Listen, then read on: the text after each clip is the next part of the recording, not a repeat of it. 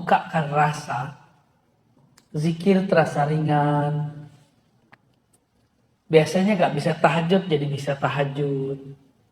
Biasanya gak senang pengajian jadi senang pengajian. Itu namanya Allah ingin memberi kita ma'rifat. Biasanya males mau datang kajian, sekarang gak males. Berarti sudah ada gerak ma'rifat dalam kalbu. Nah, jangan GR, jangan rasa suci juga. Allah kalau memberikan rasa itu kepadamu, berarti Allah sedang ingin berkenalan denganmu. Itu maksudnya. Kita tiba-tiba zikir pagi sore, kayaknya rajin. Pernah ngalamin itu gak? Baca Quran biasanya setahun sekali. Ini sebulan sekali. Atau sebulan berapa kali? Ada yang bisa 3 kali. Berarti 10 hari khatam. Terus bilang, wah keren juga gue ya. Alam ta'lam anna ta'arrufa huwa muriduhu alaik. Tahukah kamu bahwasanya ma'rifat itu keinginan kamu tadi untuk bangun lebih awal, pergi sholat berjamaah, apalagi berzikir pagi sore yang teratur, ikut pengajian walaupun jaraknya jauh. Jangan takjub dengan diri sendiri, tapi tahukah kamu bahwa makrifat itu dialah yang memberikannya kepadamu. Wal a'mal, sedangkan amalan, a'anta muhdiha ilaih, apakah kamu yang memberikan hadiah kepadanya? Ini kalau versi orang awam nih, gimana? Kalau kita ibadah, kita yang mempersembahkan hadiah kepada Allah, benar nggak? Tapi kalau orang kenal Allah, apa kata mereka? Ya Rabb, aku bisa sholat karena Engkau yang membuat aku bisa sholat. Saya sering nanya jamaah, ini sama nggak jawabannya di sini? Bapak Ibu bisa bangun tahajud, itu yang bangunin siapa? Alarm. Yakin. Alarm, pasangan, atau Allah? Dalam surat Az-Zumar dikatakan, Allah lah yatawaffal anfusa, yang mewafatkan jiwa-jiwa. Di antara jiwa itu ada yang Allah yumsik, Allah tarik, mati namanya. Ada yang Allah yursil, Allah lepas kembali. Maka dia bangun dari tidurnya. Oleh karena itu, tidur itu saudaranya mati. Karena selangkah lagi mati, Pak. Kalau nggak dibalikin, mati sudah. Gitu. Doa kita apa bangun tidur? Segala puji bagi Engkau ya Allah, ahyana, yang kembali menghidupkan kami. Benar ya? Berarti hidup, kita dihidup nih. Tertidur itu mau mati namanya. Pengen mati enak atau mati susah? Mati enak, jangan nonton ya sebelum tidur. Terus gimana sebelum tidur? Sebelum tidur tumbuhkan al-yakin tadi. Bisa lewat zikir, bisa lewat pengajian, bisa lewat conditioning di pikiran kita. Coba malam ini tidur, semua dendam kita buang. Bisa nggak? Bisa nggak, Pak? Utang sih benar. Dendam jangan. Bisa nggak? Malam ini kita tidur pegang dada, ya Allah, di hatiku ada noda-noda dendam. Izinkan aku tidur, noda itu tiada, telah Engkau angkat ya. Ada benci, semoga terangkat. Ada putus asa karena masa lalu gelap, tolong ya Allah, kegelapan putus asa itu Engkau angkat.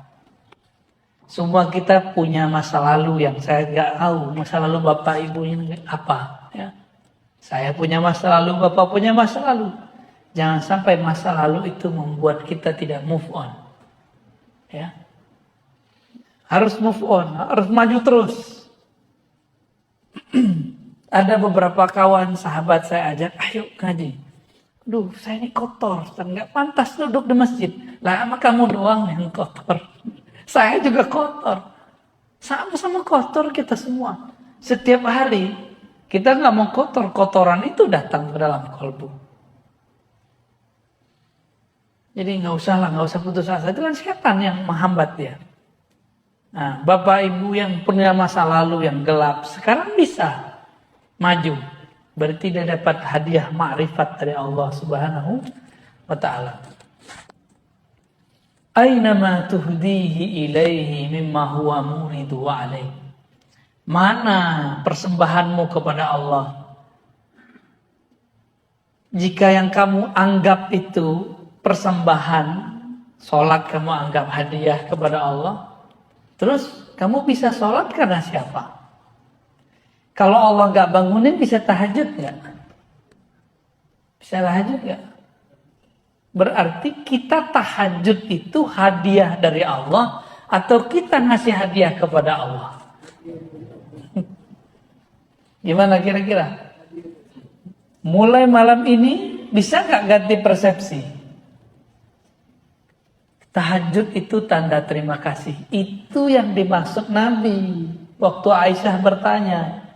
Ini gak pernah diungkap lah sebelumnya. Jarang orang mengungkap ini. 1-2 paling kiai kita yang mengungkap ini. Karena selama ini kajian hikam cuma di pesantren-pesantren. Di majelis-majelis thariqat. Orang nikmat japos. Berapa kali kirim Fatihah ya. Tembus juga ya. Tapi kita buat kajiannya ya mohon maaf. Weekday begini ya. Hari Senin lagi ya. Alhamdulillah. Itu namanya ta'aruf, ma'rifat masuk dalam kolbu. Mau hari apa jadi Ustaz? Nabi ditanya oleh Sayyidatuna Aisyah, kenapa engkau masih sholat sebanyak itu wahai Rasulullah? Sampai kakimu kapalan wahai Rasulullah. Sedangkan engkau diampuni dulu, sekarang dan nanti. Apa jawaban Nabi? Afala an akuna abdan syakura. Apakah aku tidak boleh wahai Aisyah menjadi hamba yang berterima kasih kepada Allah? Karena aku dibangunkan malam ini, aku berterima kasih karena dibangunkannya.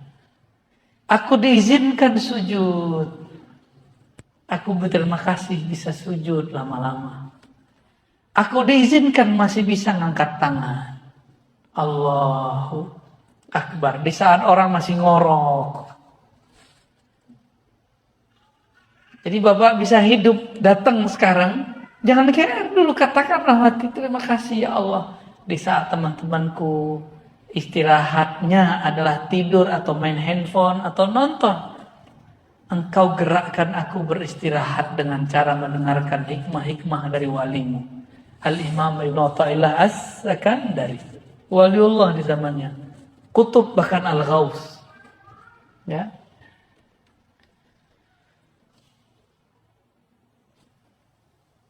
Maka beliau katanya, aina ma tuhdi huwa muridu alaik. Itulah kata-kata Nabi. Apakah aku tidak boleh bersyukur?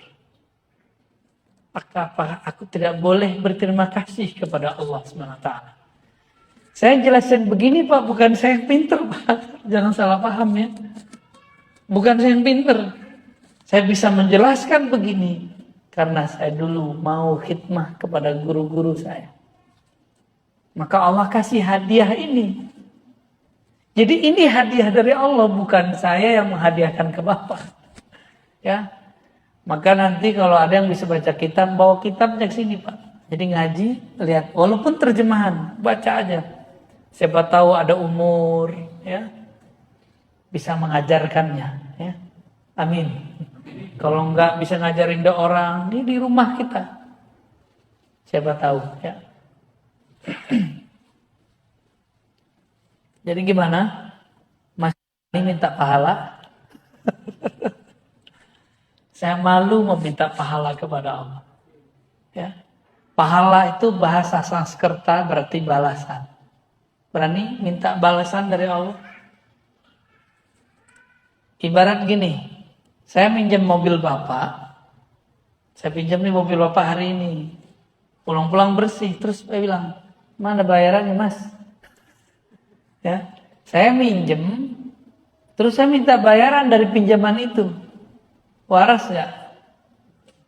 Jadi sebenarnya banyak orang beribadah tuh belum sampai babul yakin. Kalau dibilang nggak waras termarah Pak ya.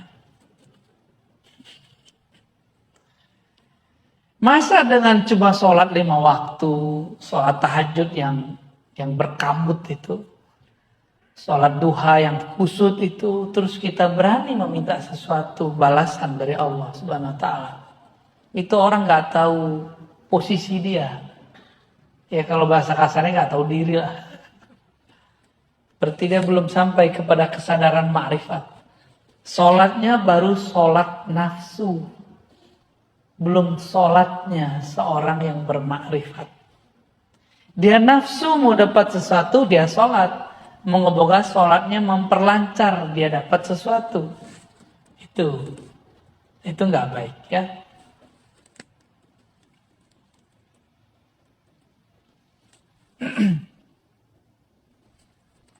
Saya tanya lagi, masih berani minta pahala? Gimana? Paham nggak saya ngomong apa dari tadi? Paham ya? Hikamnya berat Pak, tapi insya Allah saya bahasakan bahasa ringan. Apa yang kita lakukan dari ibadah, zikir, belajar, semuanya adalah hadiah ma'rifat dari Allah. Karena itu hadiah darinya, pantaskah kita selesai menerima hadiah terus minta hadiah? Gitu, hadiah pahala. Saya rasa nggak pantas. Maka saya mengimbau diri saya sendiri dan kita semua yang hadir cukup meminta pahalanya. Maka benarlah imam-imam kita yang mengajarkan sholat, lalu selesai sholat bacanya lillahi astaghfirullahaladzim. Sebelum sholat membaca astaghfirullah, asyhadu an la ilaha illallah, asyhadu anna rasulullah, usolli fardal maghribi atau fardal isya'i, bla bla bla bla, belakangnya lillahi ta'ala. Itu wajar. Supaya nggak minta macem-macem. Ya. Kalau masih minta macem-macem, berarti belum dapat ma'rifat, baru dapat amal. Gitu. Jadi kalau kita buat dua tuh model cara orang beribadah ya. Ini banyak-banyak pegangan nih Pak.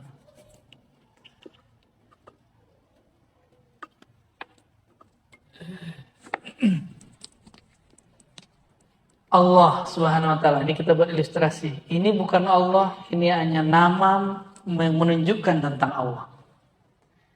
Allah menurunkan ma'rifat. Apa yang diturunkan? Biar kepalanya tengong dikit. Ma'rifat. Bentuk ma'rifat itu apa? Ilmu dulu. Ilmu. Apalagi?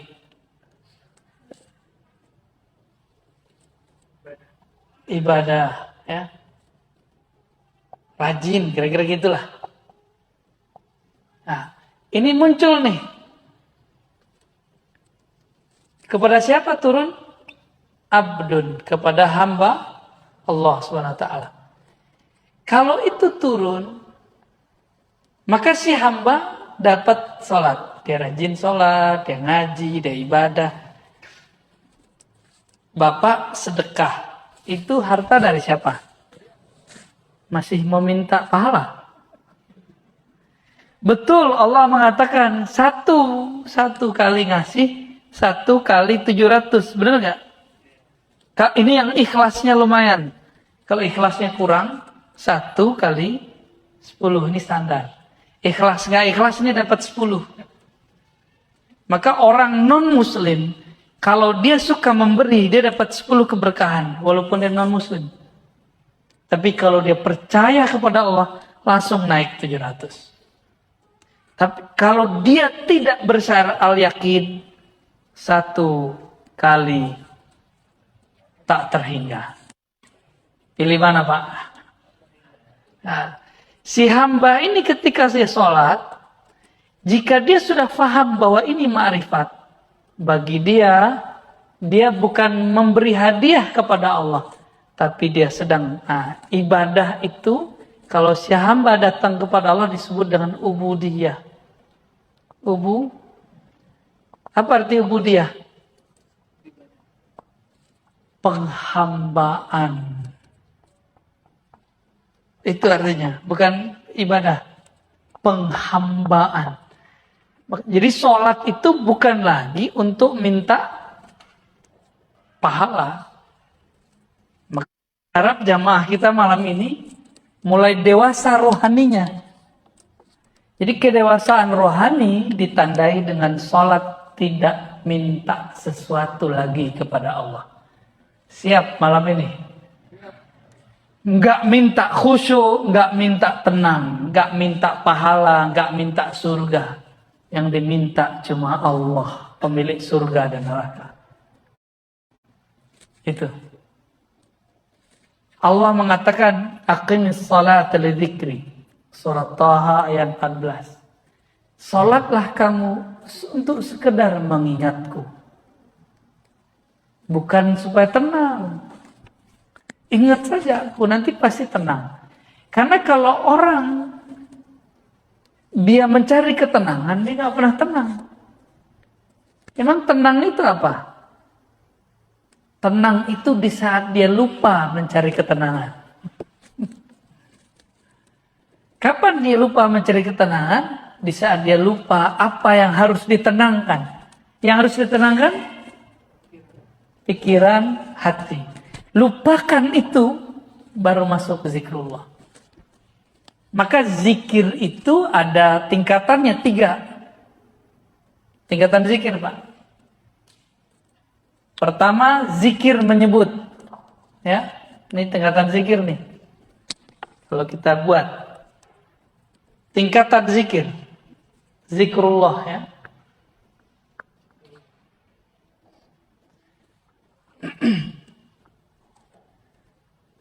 Nah, yang paling bawah itu nyebut. Sebut aja dulu, mau 100, mau 1000, sebut aja dulu. Lalu zikir tingkat kedua apa? Ingat. Nah, kalau ingat itu kolbu yang main. Ya, ini kalau ini di lisan. Kalau ini di kolbu. Kalau ini dia bahkan lupa dengan kolbunya. Nah, inilah zikir ruh. Zikir ruh itu ma'rifat. Mengenal Allah. Pernah nggak Bapak nyebut-nyebut seseorang, tapi kita belum kenal, baru tahu di sosial media. Ternyata dia di samping kita. Pernah nggak? Karena belum kenal. Ada orang udah kenal sama dia, biasa aja. Tak perlu nyebut-nyebut. Ya, kita sebut-sebut dia. Bapak ini kalau sesekali ketemu orang, minta foto sama orangnya. Tapi kalau udah sering ketemu, minta foto nggak? Enggak, udah ada fotonya di kolbu. Ya, nggak perlu minta begitu.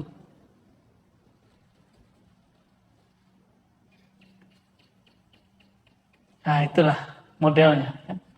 Menyebut, mengingat, bermakrifat, mengenal. Makrifat artinya mengenal. Kalau sudah mengenal, Allah jauh nggak dari kita? Allah dekat atau jauh? Allah sangat dekat. Karena dia sangat dekat, dia nggak perlu disebut-sebut. Dia nggak perlu diingat-ingat. Cukup dia dikenal, didekati, diajak ngobrol. Kalau udah kenal, ngobrol nggak? Tapi kalau belum kenal, berani nggak ngajak ngobrol? Sungkan kita, diem-diem aja kita sama dia. Maka zikir tertinggi adalah zikir mengenal.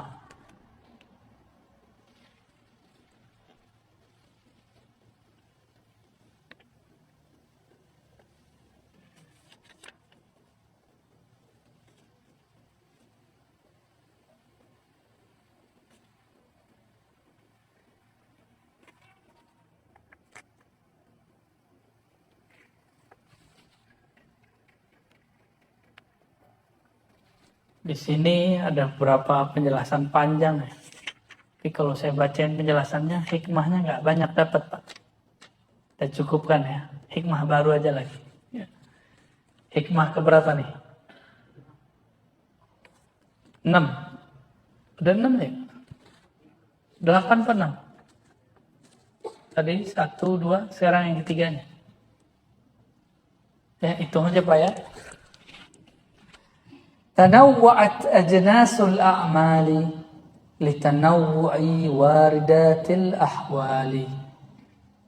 Tanawwa'at, bermacam-macam jenis amalan, ajnas, jenis.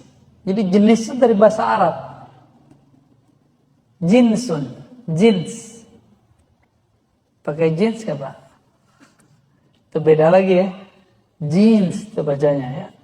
Kalau ini jinsun, jim nun sin, jenis bahasa Indonesia, genus dalam bahasa pengetahuan lama ya. Tanawwa'at, kenapa bermacam-macam amalan itu? Kenapa amalan tuh nggak kayak malaikat? Malaikat itu yang sujud aja. Ada malaikat itu dia kalau ibadah dari awal penciptaan itu cuma ruku. Nabi ditanya, wahai Rasulullah, apakah zikir yang paling utama? Apa kata Nabi?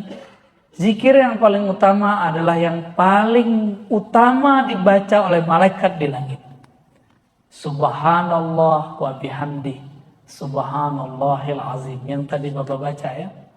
Subhanallah wa bihamdi, subhanallahil azim. Jangan pakai terjemahan, pakai makna dari saya. Subhanallah, sungguh hebat engkau ya Allah. Wa bihamdi, engkau maha terpuji ya Allah. Subhanallah, subhanallah bihamdi, subhanallahil azim. Sungguh hebat engkau ya Allah, engkau maha agung ya Allah. Itu maknanya. Kalau kita menerjemahkan maha suci, kayaknya ada yang perlu disuci-sucikan. Emang Allah butuh disucikan? Enggak. Jadi terjemahan ini kan terjemahan masa lalu. Abad-abad tahun 1600, berarti abad 17 ya. Oleh Syekh Abdul Rauf As-Singkili, subhana itu diartikan maha suci. Ini harus direvisi, karena di zaman itu maha suci itu artinya maha hebat kalau versi kita sekarang.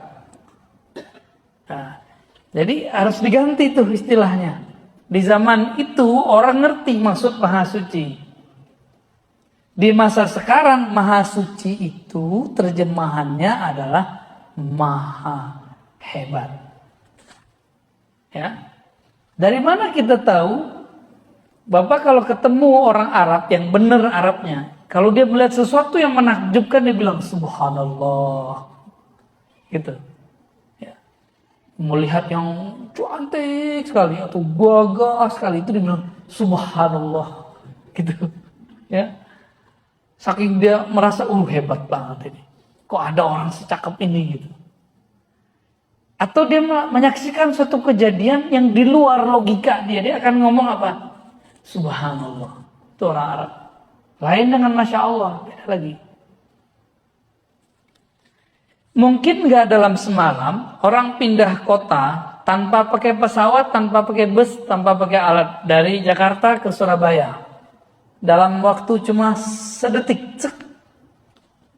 Mungkin. Mungkin. Tapi kalau terjadi kita bilang apa? Subhanallah, ajaib. Ajib gitu ya. Ajib itu bahasa Arab tapi ala Betawi, Pak. Ya. Bahasa Arab tapi rasa Betawi. Ajib. Orang Arab juga bingung karena ajib itu dalam bahasa Arab tuh artinya aneh loh gitu. Di bahasa kita ajib menjadi luar biasa. Maka subhanallah itu artinya sungguh hebat.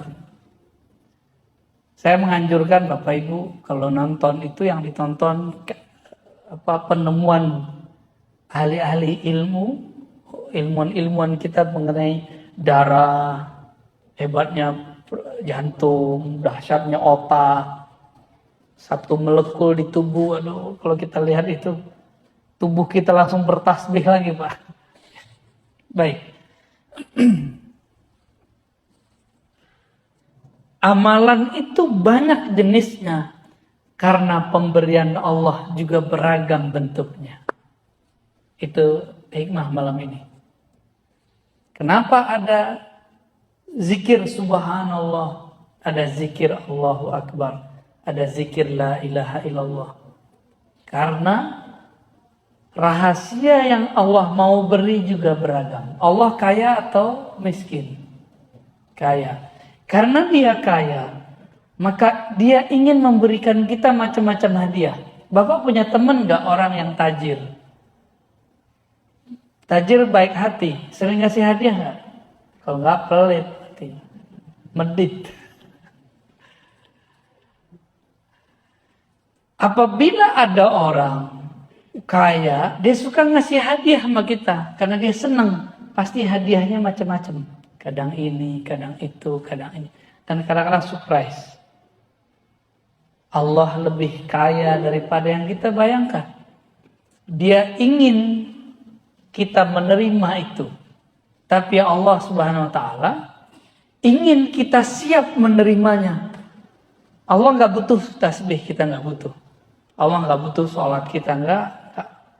Yang Allah mau dari kita adalah engkau siap-siaplah menerimanya. Gitu. Kita mau kasih motor ke anak kecil umur 10 tahun. Tanda sayang atau bunuh? Ya, konyol atau hebat? Konyol itu. Allah itu ingin memberi sesuatu, hambanya tuh siap gitu. Maka anak muda nih ya, yang suka main sosial media, nggak usah haus popularitas, nggak kuat nanti kalau populer. Ya. Orang yang menghambakan popularitas tersiksa. Kalau satu orang dislike tuh tersiksa. Ya, ada orang ngeritik dikit, sakit hati. Kalau hamba syuhrah, abdus syuhrah, hamba popularitas. Kan sekarang anak-anak cita-citanya kalau ditanya, bang, mau jadi apa? YouTuber. Aduh, Masya Allah. Saya kaget-kaget tuh anak-anak ditanya begitu sekarang. Dia nggak tahu resikonya.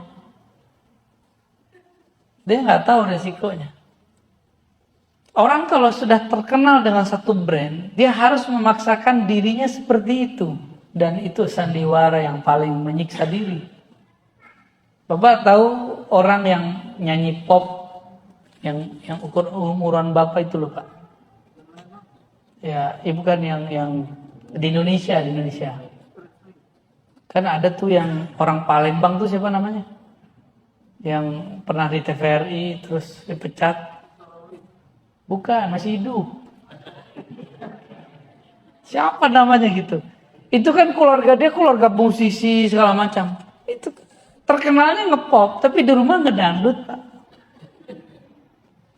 Tapi kalau dia main dangdut di luar, itu merusak brandingnya. Itulah popularitas. Saya dulu pernah diundang oleh seorang motivator bersama teman-teman saya. Kebetulan waktu itu kita ngurusin lembaga dakwah. Si motivator ini ingin mengajari ustadz. Nah, bayangin coba. Hebat tuh ya. Hebat bener ya. Ingin ngajarin ustadz nge-brand dirinya. Nah, kita tuh harus nge-brand diri ya. Oh, kita dengerin aja dia main. Nge-brand oke, bagus. Akhirnya ada yang nge-brand diri pakai warna baju. Ya kan? Ada kan ustadz dengan baju tertentu? Ya boleh-boleh aja sih Pak. Dulu ada rame tuh, Pandawa 5 tuh ada kan? Yang nggak ada tuh Ustadz Petruk tuh nggak ada dulu. Macam-macam. Jadi mereka membuat branding. Itu pengaruh beberapa motivator ini.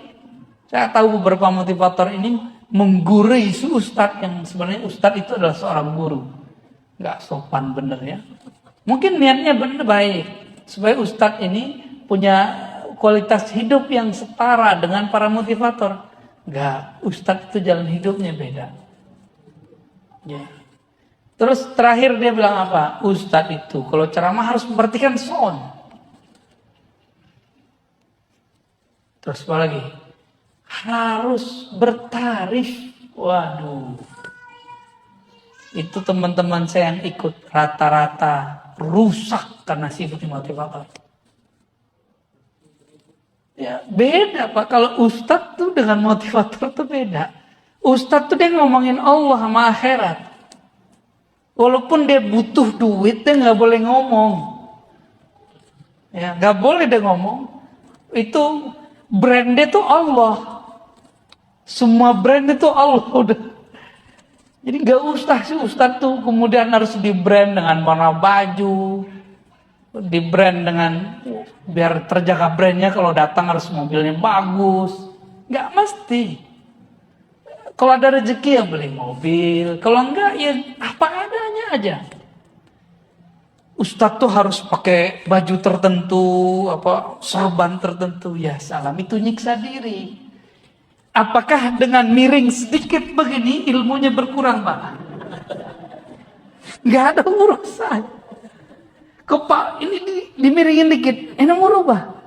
Nggak berubah ilmunya. Kalau emang ilmu ada di dalam nggak akan berubah. Saya datang ke sini pakai sarung, pakai gamis. Bapak karena udah kenal, Bapak biasa aja, ya kan? Karena saya juga biasa, Bapak biasa juga kan? Saya datang sebagai orang biasa, nggak pakai tarif-tarifan. Bapak santai kan? Kalau nggak Bapak deg-degan juga Pak. Kita udah bayar nih, udah panjer nih, deg-degan juga. Maka di Quran di surat Yasin itu jelas kalam Allah. Ittabi'u man la yas'alukum ajra. Ikutilah orang yang tidak minta tarif. Mereka lah orang-orang yang dapat hidayah. Kalau bahasa Imam Malik, wa ma lillahi baqiyah. Suatu karir, karya, kinerja, dakwah karena Allah pasti kekal. Kita ini gak ada yang sempurna Pak. Tapi kalau kita nempel kepada Allah, sempurna jadinya. Semua kita punya dosa, tapi kalau kita nempel kepada ampunan Allah, kita diampuni oleh Allah. Salat kita nggak ada yang bagus, tapi kalau kita nempel kepada ridha Allah, Allah akan baguskan salat itu. Ya. Ketika seseorang baca Alhamdulillah, maka akan ada satu kondisi di kolbunya kalau dia berkoneksi dengan Allah. Pahami dulu makna Alhamdulillah. Alhamdulillah artinya thanks God. Ya, syukran ya Allah. Terima kasih ya Allah. Semua pujian itu milikmu ya Allah. Allah itu dipuji sebagai tanda terima kasih. Maka ditulislah segala puji.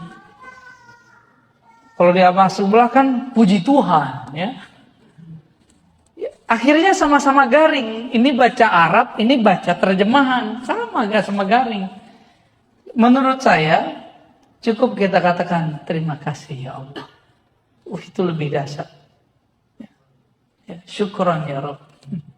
Itulah rasa syukur. Syukur ya Allah, gitu artinya. Kalau baca Allahu Akbar, apa yang dirasakan? Ya Allah, Engkau besar, kami kecil. Kalau kita bawa pikiran banyak mau sholat, cukup baca takbir. Bapak manai takbirnya. Itu semua pikiran kita langsung mengecil. Yang besar hanyalah Allah Subhanahu wa ta'ala. Kita punya banyak masalah sebelum sholat. Setiap hari ada masalah nggak?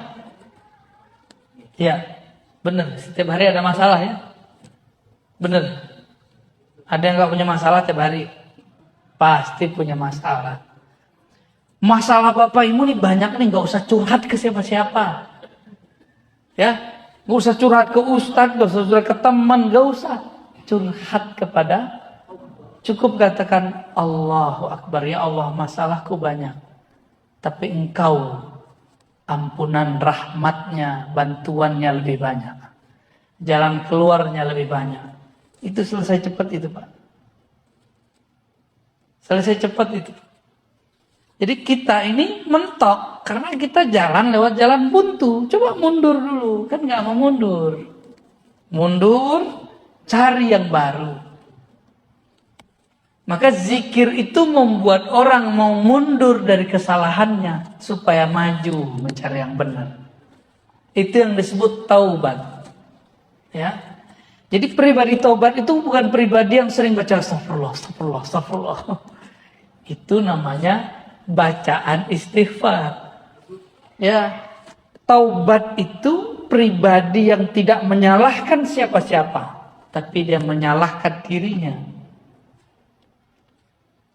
Dia ketemu pakai GPS salah, salah GPS nih. Ya bukan begitu. Kenapa dia nggak mau nanya sama orang? Nih kan udah tahu ada orang, hanya ke GPS. Apalagi zikirnya, sholawat. Sholawat itu mencakup zikir-zikir yang ada. Jadi kalau saya sholawat, Bapak Ibu, Bapak sholawat. Itu tadi, zikir kita yang tadi kebawa semua sama dia. Kenapa? Saya mau tanya Pak, sholat kita zakat ya. Allah zakat nggak? Allah sholat nggak? Allah haji nggak? Allah umroh nggak? Allah puasa nggak? Tapi Allah sholawat nggak? Berarti sholawat spesial nggak? Di saat seseorang bersolawat, dia sedang satu frekuensi dengan Allah. Itulah fana, lebur dalam cinta. Maka dia bersolawat. Solawat itu artinya, ya Allah, sampaikan cinta kami kepada Nabi Muhammad. Kalau terjemahannya, ya Allah turunkan rahmat ke Nabi Muhammad. Emang Rasulullah masih butuh digituin? Enggak. Ini saya kasih artinya Pak ya. Apa arti solawat? Ya Allah, sampaikan cinta kami kepada Rasulullah Sallallahu Alaihi Wasallam. Baru tuh ada rasa tuh ketika bersolawat. Jangan nerjemah lagi sholat, tapi maknai sholat itu. Itu aja bedanya kalau kita belajar hikam dengan belajar terjemah. Saya yakin kalau orang sini belajar terjemah, 2 kali pertemuan kabur.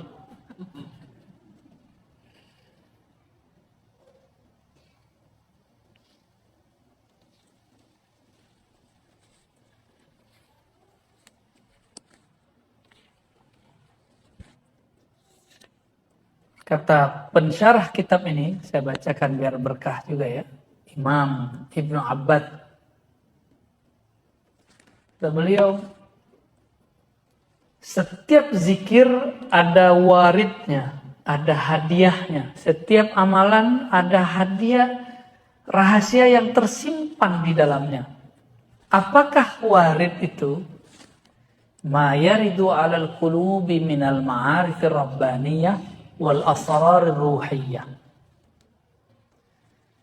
Warid itu adalah suatu kondisi rohani di mana kolbu mendapatkan makrifat dari Allah dan rahasia-rahasia darinya. Ketika Bapak sujud, rasanya apa? Kepala pegel. Itu doang. Imamnya kelamaan nih. Gitu. Berarti belum dapat asrarnya. Tapi Bapak sujud, terus terasa, ya Allah, kepalaku sekarang di titik terendah di bumi. Bahkan dia lebih rendah daripada tempat buang air besarku. Yang kita bedak-bedakin tiap hari itu ya Bu ya. Ini mas-mas nih pakai bedak kan nih. Gak usah lah, cukup istri kita aja yang cantik ya. Kita gak usah jadi cowok cantik. Rawat sih boleh. Tapi jangan bikin riuh untuk badan sendiri. Laki-laki itu gak usah begitu ya.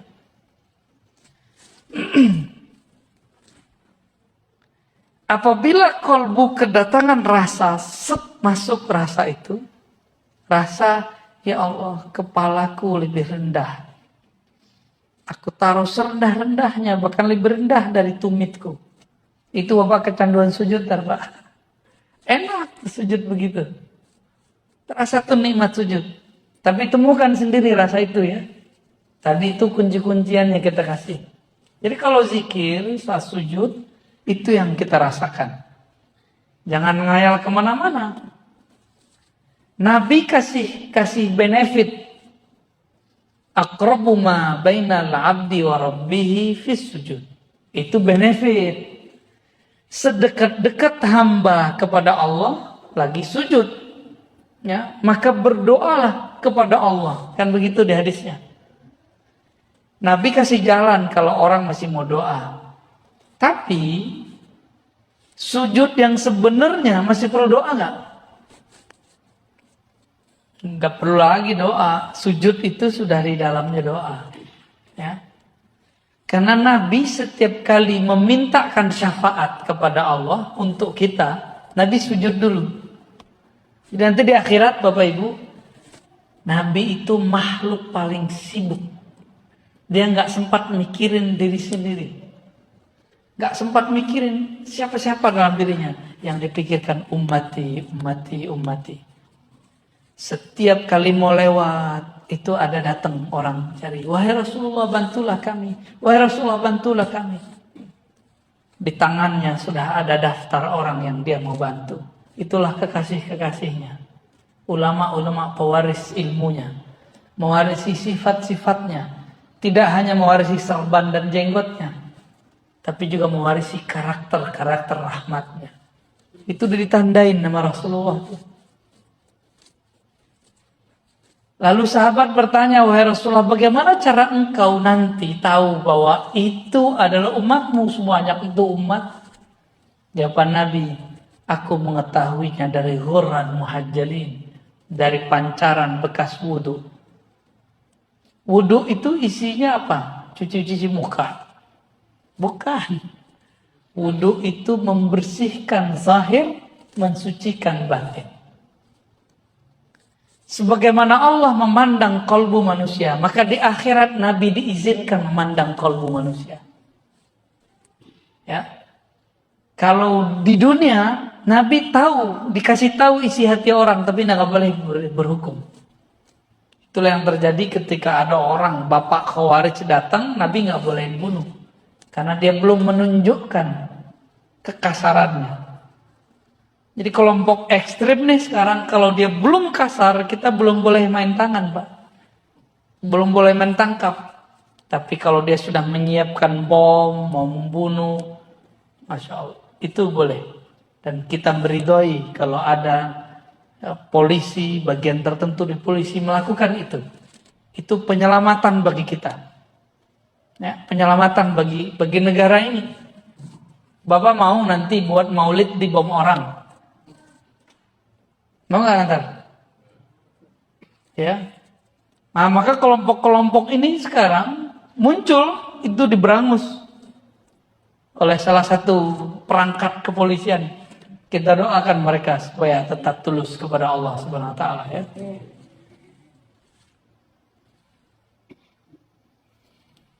Sholat ada rasa, di situ ada rahasia.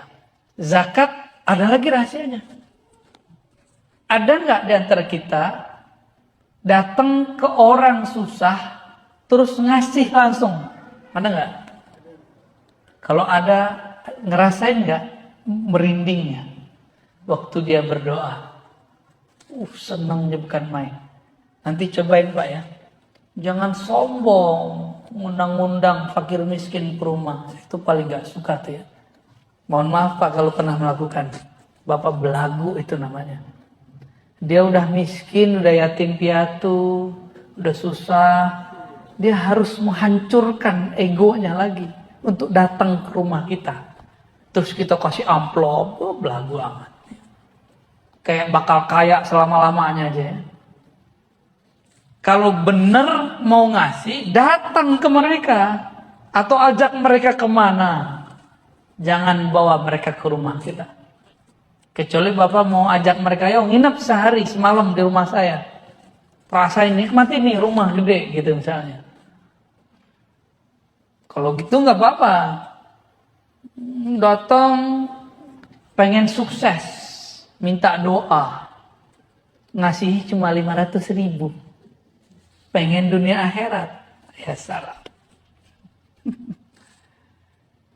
Apalagi hafiz-hafiz Quran, cemen aman antum, mau cuma dibayar 500.000 terus khataman di situ, ya salam ya. Terlalu rendah itu Quran khataman begitu. Kalau mau khataman, khataman aja ya. Jangan cuma dengan duit-duit segitu kemudian kita merusak waridnya. Jadi apa yang membuat zikir-zikir amalan ini terhambat?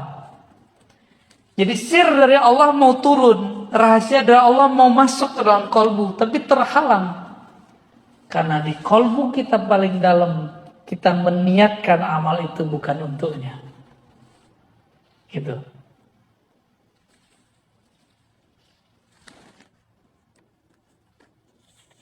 Jadi kalau Bapak Ibu ntar wiridan, udah ya, di ijazah yang lama itu simpen aja. Zikir biar kaya, tuh simpen Pak. Apalagi zikir mahabbah, simpen udah gak usah. Zikir buat sakti, simpen, gak usah lagi. Sekarang zikir yang biasa, lalu katakan, aku berniat menyebut Engkau ya Allah, karena Engkau layak disebut. Aku memujimu ya Allah karena Engkau layak dipuji. Aku menyembahmu ya Allah karena Engkau layak disembah. Bukan karena aku pengen jadi kaya. Aku baca surah Al-Waqiahmu ya Allah karena Engkau layak ayat-ayatmu dibaca. Bukan karena pengen usahanya lancar. Bisa gak begitu? Itu baru tasawuf. Jadi tasawuf itu bukan wiridan untuk sesuatu, ijazahan, mahar, bukan, itu bukan tasawuf.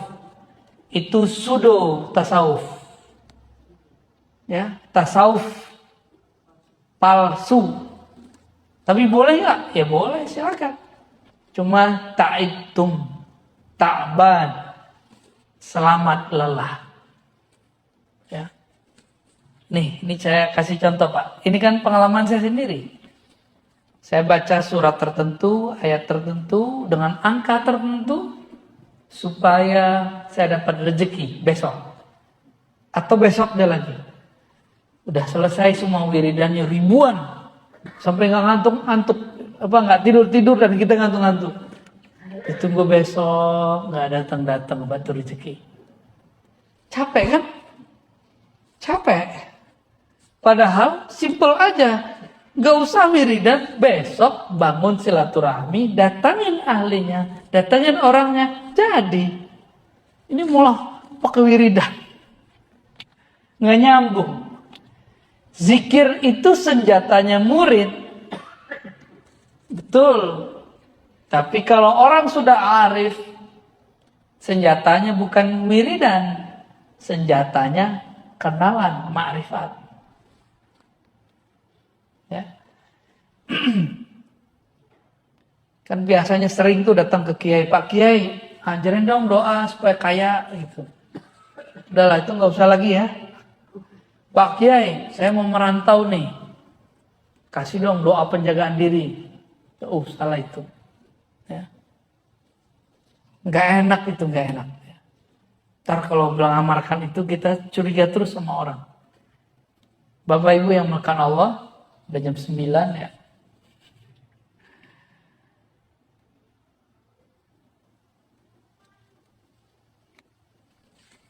Ketika warid itu datang, kadang-kadang berefek. Ada orang tuh tiba-tiba rajin ibadah. Ada ketika datang sir itu, dia nangis. Ada yang ketika datang rasa itu, dia rindu. Nah, dan itu kita praktekin, Pak. Di sini nggak ada yang ikut talqin zikir kemarin ya. Kita ketika talqin zikir waktu di Ciputat, di doang ngajinya. Nah, yang talqin di Ciputat, di dekat UIN.